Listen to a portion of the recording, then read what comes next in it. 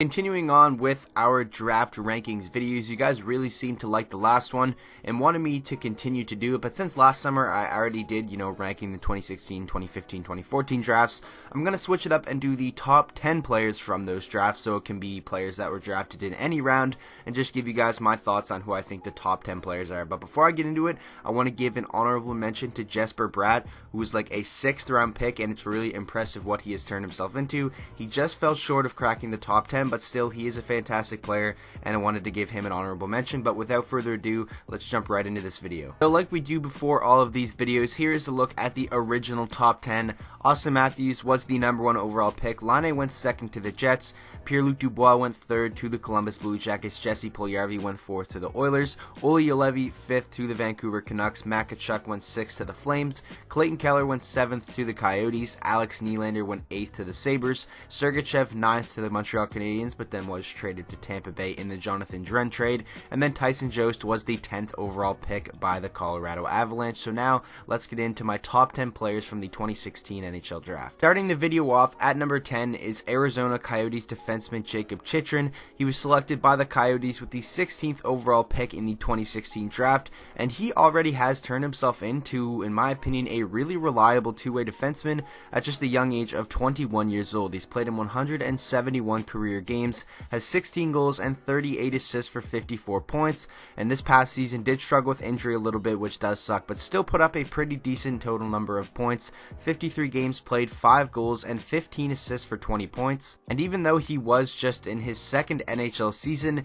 he, in my opinion, is already regarded as probably the second best defenseman on this Arizona Coyotes team, the best still being Oliver Ekman-Larsson, and I think that is a really good veteran player for Jakob Chychrun to learn from. He's shown that he can be a very solid option on the back end of the power play. He's a good goal-scoring defenseman, and he can still play very reliable in his own end. And for a defenseman, that's, something you don't really see too often, especially for someone who's so young, and I think he's just been very impressive over his first 2 years, and is going to be a major part of their future. And I think Arizona has to be ecstatic that they got a guy of his value at the 16th overall spot in the draft. I think he has the potential to move up in this, but I think some people maybe have the potential to move ahead of him as well, but nonetheless, I still think he's going to have a fantastic NHL career with the Arizona Coyotes. Next up, at the number 9 spot, I have Samuel Gerard from the Colorado Avalanche, and I know the background color doesn't match the logo color. I'm going to try to find a better one for next video. I was just kind of rushing with this one, but Samuel Gerard, in my opinion, has really shown that he can be a very solid option in the top 4 for this Colorado team, and they have a pretty good decor, really blossoming for the future. They have a 4th overall pick this year, which could potentially be a guy like a Bowen Byram. I think that would be an amazing fit, and then you have Tyson Barrie, Samuel Gerard, Cale Makar, Nikita Zadorov, and I just really like the look of this team moving forward into the future. Gerard was the 49th overall pick in the 2016 draft by the Predators, was a part of that trade, when Kyle Turris went to Nashville, when Matt Duchene went to Ottawa, and I think that they really got a good player in Samuel Gerard. He's a 21-year-old defenseman, has played in 155 career NHL games, 8 goals, 42 assists for 50 total points, and this season 82 games played, which is always nice to see, 4 goals and 23 assists for 27 points, and I think next year is going to be the year where we really see him leap and be maybe a defenseman who can get up there around 35 to 40 points, because this was his first full NHL season not missing a game, and in my opinion he was very impressive and had a really strong showing in the playoffs as well. At number 8, we have our 3rd defenseman in a row, and that is Mikhail Sergachev from the Tampa Bay Lightning. He was the 9th overall selection by the Montreal Canadiens in the 2016 draft, was traded to the Lightning for Jonathan Drouin, and I really do think that the Tampa Bay Lightning have to be happy with that trade, just purely based off of how Sergachev has played for them over the past 2 seasons, and he's only 20 years old. He's played in 158 NHL games already, 15 goals and 57 assists for 72 points, and this past season his numbers did drop off a little bit from the 2017-18 season, but nonetheless he was still very solid. 75 games played, 6 goals and 26 assists for 32 points, albeit he is playing sheltered minutes behind guys like Ryan McDonough, Victor Hedman and stuff, but he still is going to be an important important part of their future. And remember, like I said, he's 20 years old, and it's just really impressive what he's been able to accomplish and the player that he's been able to build himself into at such a young age. And I honestly think he has the potential to jump ahead of a lot of people on this list and become one of the top defensemen in the NHL when he is in his prime. Next up, at the number 7 spot, I have Clayton Keller from the Arizona Coyotes. He was the 7th overall pick by the Coyotes in 2016, and he probably would have been a little bit higher on this ranking video or in this top 10 if he didn't struggle a little bit in terms of his offensive production this year. He's a 20-year-old centerman, or he's listed as a centerman. He can play wing, he can play center, he can really do it all in terms of a forward position. He's played in 167 career games so far, 37 goals and 77 assists for 114 points, and then this season 82 games played, 14 goals and 33 assists for 47 points.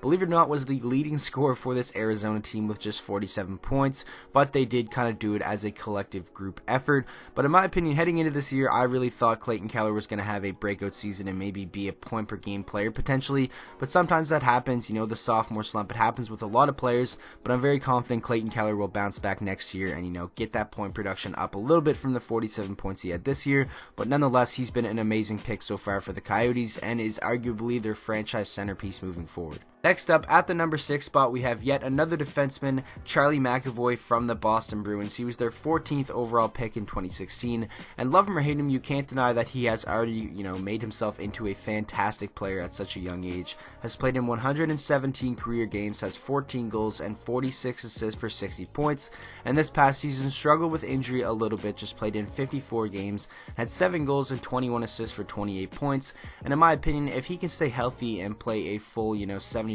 to 82 game season, I think he can be a 50-point defenseman while still being very solid in his own end, working the power play. He can kill penalties, he can really do it all, and he has also been pretty fantastic for the Boston Bruins throughout this playoff run. And my hope for Charlie McAvoy next year is that he can just stay healthy for a full season and he can really show us what he's capable of. At the number 5 spot, I have PierreLuc Dubois from the Columbus Blue Jackets. He's a 20-year-old centerman, was the 3rd overall pick in 2016 by the Columbus Blue Jackets, and even though I have him ranked at number 5 and he was the 3rd overall pick, I don't think Columbus regrets that pick whatsoever. I think they would probably select him again if they were in the same position, and in my opinion, he's just an amazing fit for this team and will most likely be their number 1 center for the next 5 to 10 years. Dubois has played in 164 career games so far, 47 goals and 62 assists for 109 points. This past season was his breakout year. His sophomore season, 82 games played, 27 goals and 34 assists for 61 points. And you know, heading into this summer, all the best players on this Columbus team are unrestricted free agents, and a lot of the rumors point to them all leaving. So PierreLuc Dubois very well could be the best player on the Columbus Blue Jackets next season, and I honestly think the sky is the limit. He's still going to be playing with talented players, you know, like Josh Anderson, Foligno's still going to be there, you know, players like that, Bjorkstrand, and I still think he has the potential to take it up a notch next year and maybe be a player who can score 75 to 80 points. I think the sky's the limit for him, but he has shown that he is already a fantastic player in just his 2nd season. Next up, at the number 4 spot, I have Alex DeBrincat from the Chicago Blackhawks. In my opinion, the steal of the draft, the 39th overall pick by the Chicago Blackhawks. 21 years old, left winger, has played in 164 career games so far, 69 goals and 59 assists for 128 points.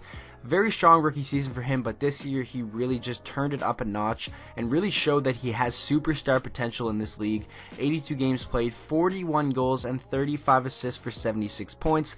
I mean, I knew he would get better and take a leap forward, but I did not expect him to be a 40-goal scorer in just his 2nd NHL season, but he showed in junior that he can be a ridiculous offensive player with back-to-back 100-point seasons, and it still blows my mind that he dropped to the 39 spot in the 2nd round for the Blackhawks, but they have to be ecstatic with that draft pick, getting a guy who has the potential, in my opinion, to be like a 85 to 90 point scorer in the 2nd round, and he's only 21 years old and getting better, and, you know, learning from guys like Kane and Taves. I think the sky's the limit for Alex DeBrincat, and he is going to be a superstar in the future. At the number 3 spot, I have Patrik Laine from the Winnipeg Jets, and I honestly had a tough time deciding if I should put DeBrincat at 3 or Laine at 3, but Patrik Laine, he's been a 40-goal scorer. He did it in his second year, and while Alex DeBrincat is just showing what he has the potential to be, I think Patrik Laine has already showed that in his first 3 seasons. While yes, it was a down year, in my opinion, he still has the potential to be one of the best goal scorers that we have ever seen.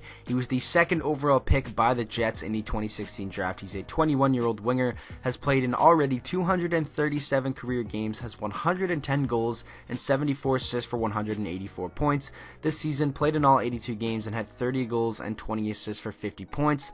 But like I said, even though this was a down year, if 30 goals and 50 points is a down year for you at the age of 21, I think you're on track to have a pretty solid NHL career. And if the Jets had that number 2 pick again, I honestly think they would select Patrik Laine. I had a really tough time deciding where I would put him in this video, but I decided at number 3 would be fair for him because he's been fantastic throughout his first 2 seasons, and he really showed flashes of fantastic play this season as well, even though for the most part he was a little bit shaky. And now at the number 2 spot, I think this is where people are really going to disagree with me. I have Matthew Tkachuk, and if you're to ask me who is the 2nd best player from this draft so far, my answer would be Matt Tkachuk. I think overall play, taking everything into consideration, his 200-foot play, his offensive game, physicality, all that, I think if you put all that into play, he is the 2nd best player over his first couple of seasons so far. He's a 21-year-old winger, was the 6th overall pick by the Flames in 2016, has played in 224 career games, 71 goals, and 103 assists for 174 points. 80 games played this year, 34 goals, and 43 assists for 77 points. And I honestly think he still could have been up there around 65 to 70 points, last year and throughout his first year, but he kind of had trouble staying on the ice, got injured a little bit, was suspended here and there, but this year he put all his focus on just playing the game. He stayed out of, the trouble while still being gritty and getting under the other team's skin, and had a breakout year in terms of offensive capability, and I think he is just scratching the surface. Like I said, you don't have to go hating, if you don't agree with me on this one. It's just my opinion, but if I was the general manager with the number 2 overall pick in 2016 and I had all of the knowledge about these players that I do right now, I would go with Matthew Tkachuk. And now finally, finishing off the video at the number 1 spot, I have Auston Matthews, and I'm pretty sure everyone saw this coming, and I don't really think you can argue that he's the best player so far throughout their careers coming out of this draft. When he was playing this year, he was arguably one of the best players in the NHL. He got off to that blistering hot start. It sucks that he got injured because I really want to see what he is capable of in a full 82-game season. He played 82 games in his rookie year, but obviously, that's a rookie. I think if his 4th year next year plays in all 82 games, he's capable of being a 95 to 100 point scorer in this league. He was the number 1 overall pick by the Leafs in 2016. 21-year-old centerman has played in 212 career games so far, 111 goals, 94 assists for 205 points. 68 games played this year, 37 goals and 36 assists for 73 points. He signed that huge contract, and I definitely think he is worth it. He's the centerpiece of this team moving forward into the future. Even though they have a boatload of talent, he definitely is their most important piece, and in my opinion, the most talented player on this team, or the potential to be the most talented player. And my hope for him is just that he stays healthy next year, because I want to see what he's capable of playing a full season. Now taking a look at how the top 10 would work if my rankings actually came to fruition. I know it says the original top 10 there at the top. I apologize for that. I forgot to switch it to my top 10, but nonetheless, Auston Matthews would still be the number 1 overall pick. Matt Tkachuk would be a member of the Winnipeg Jets. Patrik Laine to the Blue Jackets.